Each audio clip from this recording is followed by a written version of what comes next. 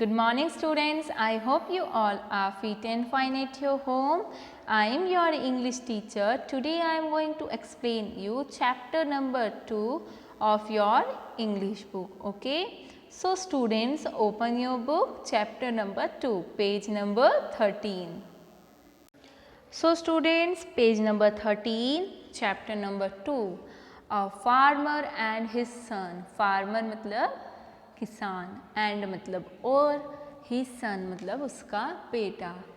ठीक है, एक फार्मर और उसके बेटे के बारे में ये चैप्टर है. ठीक है.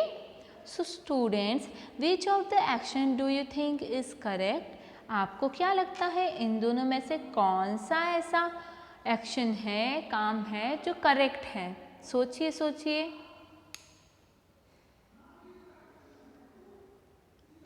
स्टूडेंट्स, फर्स्ट जो पिक्चर है उसमें एक पर्सन है, एक फार्मर है, वो एक पेड़ की टहनी पर बैठकर ही उस टहनी को काट रहा है. दूसरे वाले में क्या हो रहा है, एक फार्मर है, वो पेड़ की टहनी काट रहा है पर वो पेड़ ज़मीन पर पड़ा है. दिखाई दे रहा है आपको? तो दोनों में से कौन सा एक्शन सही है? ये वाला. ठीक है, क्योंकि इसमें जो पर्सन जिस टहनी पर बैठा है वही काट रहा है, तो जब वो टहनी कट के घिरेगी तो वो पर्सन भी तो घिर जाएगा. ठीक है, तो आप इस सेक्शन पर टिक कर दीजिए. Now we are starting of the chapter first line, that is one day a farmer and his son were taking their donkey to the market to sell it. एक दिन एक फार्मर और उसका बेटा donkey को लेकर मार्केट चले जाते हैं उसे बेचने के लिए. They met a woman on the way. उनको एक वुमेन दिखाई देती है रास्ते से जाते वक्त. How foolish said the woman. कितने मूर्ख हो तुम, ऐसा वो वुमेन कहती है. Those two are walking on the foot when the donkey could be carried one of them on its back. तुम दोनों ही पैदल चल के जा रहे हो, जबकि ये जो डोंकी है वो तुम दोनों में से किसी एक को अपनी बैक पर बिठा सकता है. ठीक है.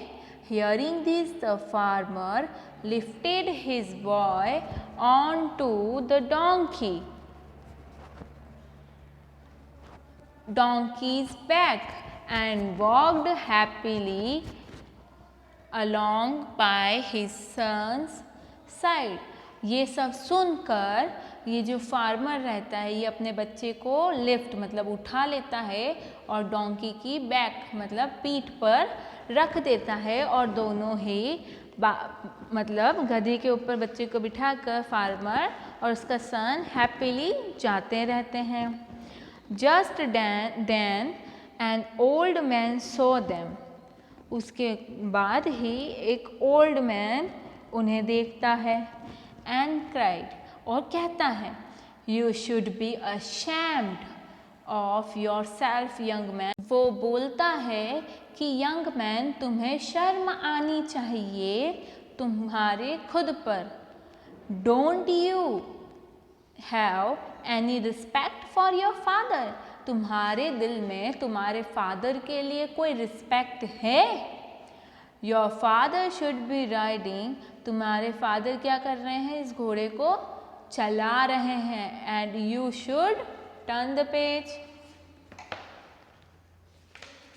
You should be walking. The son quickly got down and helped his father get up on the donkey.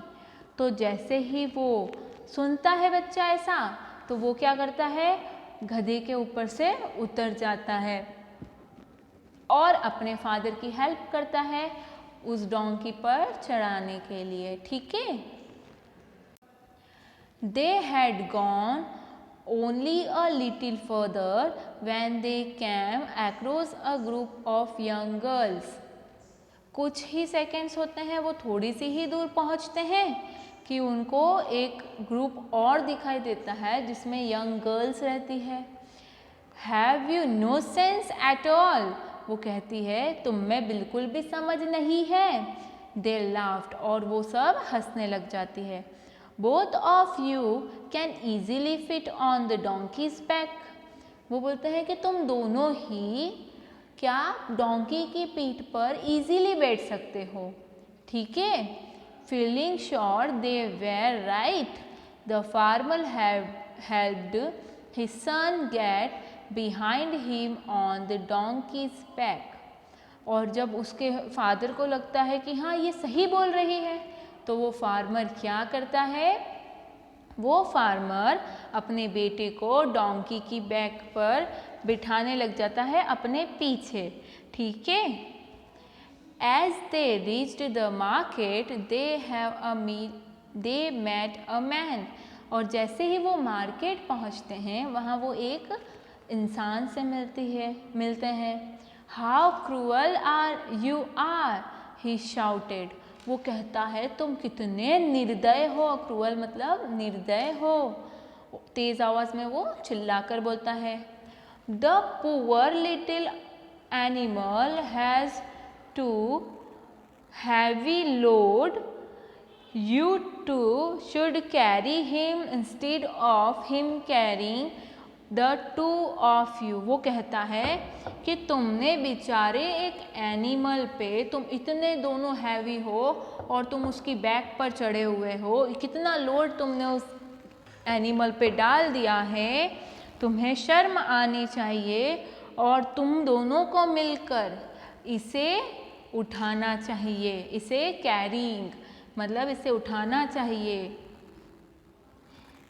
Eager to do the right thing the two got off the donkey, उनको लगता है कि हाँ ये सही बोल रहा है, तो वो क्या करता है, वो डोंकी पे से दोनों उतर जाते हैं। They tied the donkey's leg together, वो क्या करते हैं, डोंकी के जो लेग्स रहते हैं उनको आपस में साथ में बांध देते हैं।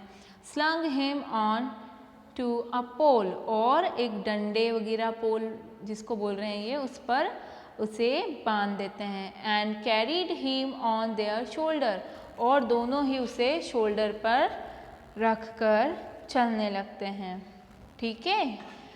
Seeing the strange site the people loud, ऐसी विचित्र चीज़ देखकर जो लोग रहते हैं वो हंसने लग जाते हैं। In fact they loud so loudly, और वो बहुत मतलब धीरे धीरे नहीं हंस रहे होते हैं, वो बहुत लाउडली मतलब बहुत ज़ोर ज़ोर से हंस रहे होते हैं। That they scared the donkey, और इस तरीके से वो डोंकी को ही डरा देते हैं।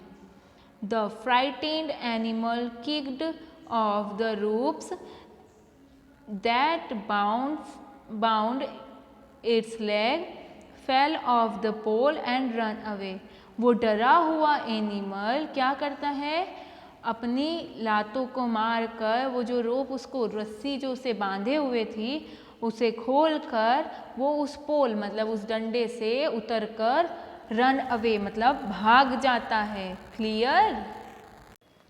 That will teach you, sad an old women who had followed them, एक ओल्ड वुमेन थी जो इन दोनों का स्टार्टिंग से ही पीछा कर रही थी।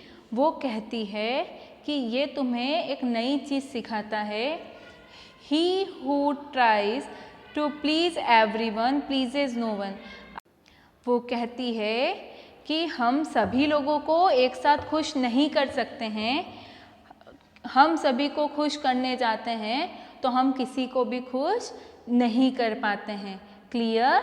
So student, your chapter number 2 is over. अगर आपको इसके रिगार्डिंग कोई भी प्रॉब्लम आती है सो आप मुझे कमेंट सेक्शन में बता सकते हैं, ठीक है। Thank you.